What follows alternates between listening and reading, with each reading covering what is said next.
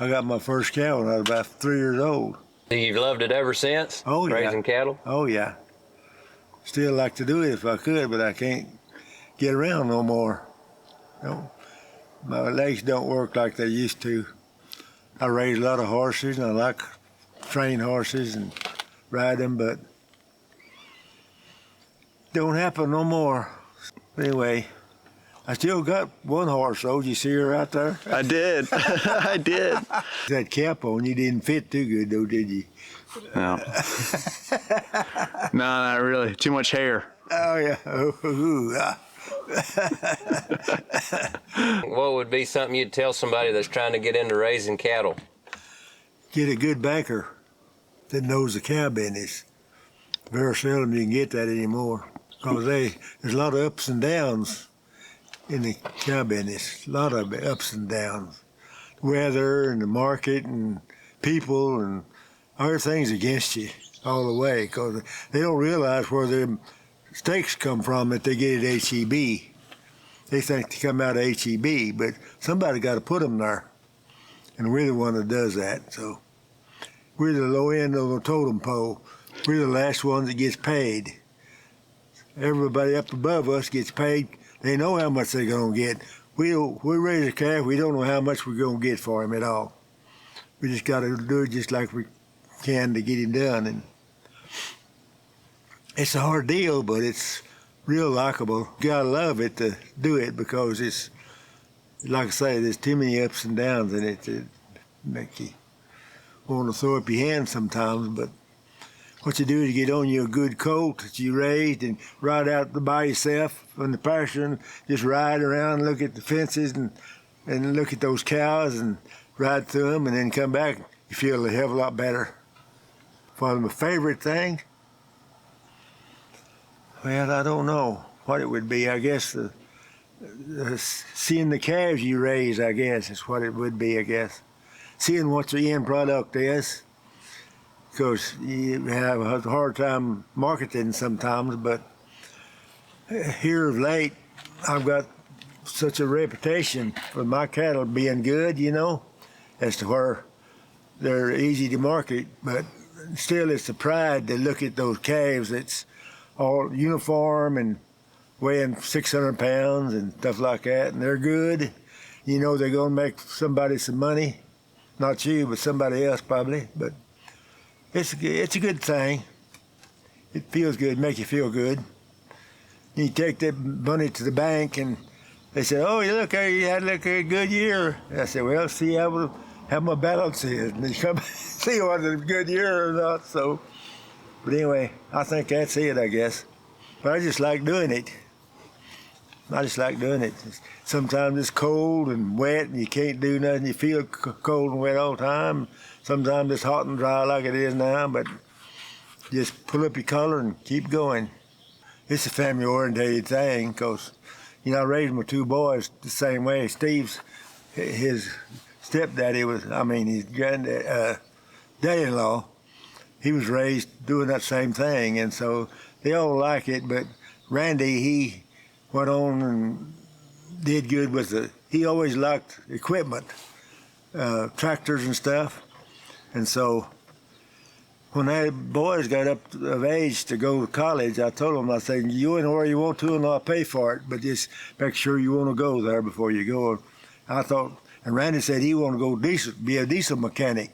I said, okay. So he went and be a diesel mechanic, and he's been successful with doing a lot of equipment stuff, building tanks, but he's still in the country all the time. He's building roads for own ranches and stuff, and so he knows how to do that.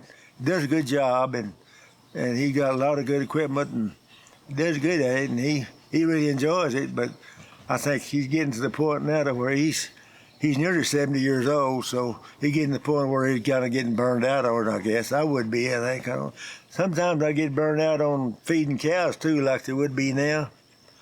Because every day you just go, wow, same ranch. I had two ranches. I had one of them down at Burnt that was a big ranch, and I had it for nearly 50 years before they sold it. And I sold it just last year or two, and I had to sell the cows and stuff like down there, but I enjoy, it was a break to go down there, and it was a good ranch, and I took care of it good, and I like to do that. I like to make ranches better than they are when I get them, so.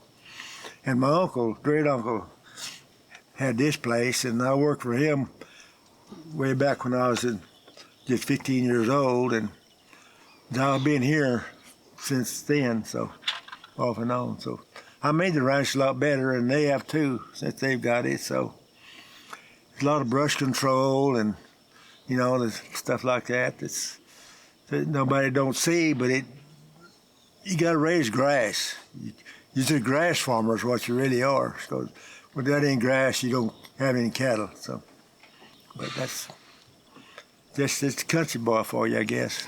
I'm an out-hard rancher, so I can't do nothing else, and I don't tend to do nothing else. So, but I took the boys. We went every summer. We'd go up in Kansas, Nebraska, and Wyoming and stuff like that on the ranches, and it was good for them. They got to go and see a different country up in there, and I like that too. I like to meet them ranchers up there and stuff like that, and I had a lot of good friends up there and around all over the United States, down in South Texas and all over the place. I've got a lot of good ranching friends, and ranchers are good people. You get around a bunch of ranchers and they're all good, and and have a jolly and good time. You get around a bunch of town folks and you don't know which one's gonna get in your pocket next. So that's the way it is. The way I feel anyway. I'm glad the boys is taking over here for me, so that's good too. Anyway, it's a good thing. I put all this stuff here, built all these pens and stuff like that. Rebuilt them, they were already here, but I rebuilt these pens and did a lot of work for it on my own, really. But if you don't have good pens, you can't work your cattle. They need to be worked real calm and easy, and you got to have a good situation to do that in. So it's been a good life, I guess. Been a lot of ups and downs. I've been broke several times and dug back out. Trusting God through the process of the ups and downs. Oh yeah, I talk to him all the time. I'm around him all the time, every day, out here. Every day, I'm with God every day. I don't have to go to church on Sunday. He's with me every day. He made all this. So Steve, I gave him that home place over there. That's where I was born and raised, where Steve lives over there now. I was born and raised there. And when my folks died, before they died, I gave Randy house and 50 acres on a place I bought up there. And then whenever Steve went to college, he went to Sul Ross for 4 years and brought back a wife, of course. And so when they got back, I gave him that house and 50 acres, and he did a lot with it. And he required a bunch of land around it. He would get too.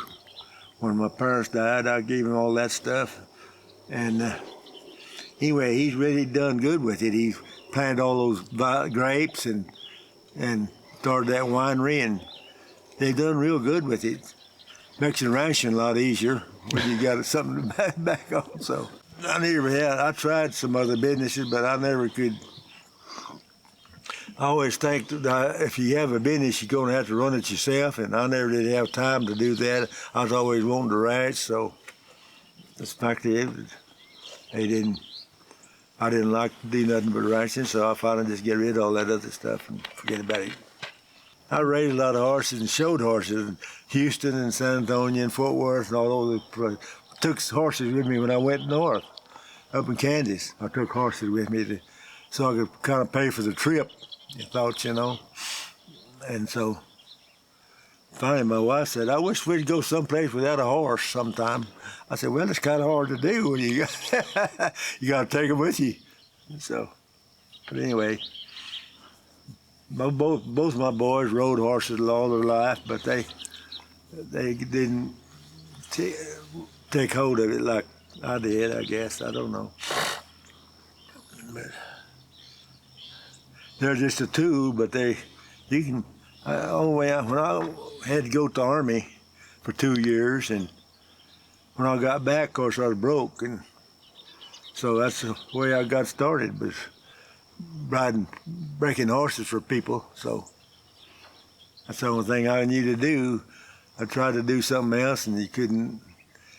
And I was ready to help day work on these other ranches, help them out for $5 a day, long days too. Sometimes furnish your own horse and that drive, but that was a good thing. And didn't take much money back there in the 30s, 40s. Nobody had any anyway.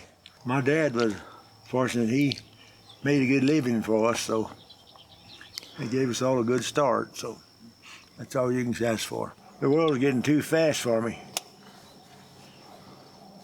People killing people, and not a good place to live no more. Out here it's okay. Not a good place. People don't even think they need God anymore, so that's terrible. They forget how they got here. Lots of people do that, you know. They forget where they come from.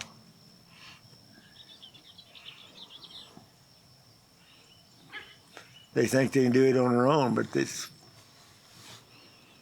got some help. That family reunion he's talking about a while ago, it's been going on all my life. They had it before I started, so it's been over 100 years. We've been, Baxter family gets together, you know. Used to be a big bunch of them back when I was little. They had it over where I lived, there where Steve lived, on the river. Everybody got together and everybody brought something to eat on Sunday, you know, and my granddaddy had 7 or 8 brothers, and they all had kids, and they all got together and stuff like that. But it's funny boiled down to where I'm the only one Baxter that really left, and so it's just got where there's not nobody. Everybody growed out and left, you know. Like you did, you grew up and left, so. But you came back. Oh yeah, let Rosie out so she can do something. Get out, Rosie. Rosie's I always had dogs. Dogs all my life. Basic dogs. They're good cat dogs, and they work good. Always had dogs all my life. Are you a good dog? Hit me work, and now she stays with me everywhere I go. I go in the house, she goes in the house and lay down beside of me. You got too fat, she can't even hardly get around, but my wife keeps feeding her. I tell her, don't feed that damn dog. No, she can't keep from feeding her because she's a good beggar, that dog is. He begged her, you know, and took it in. Yeah.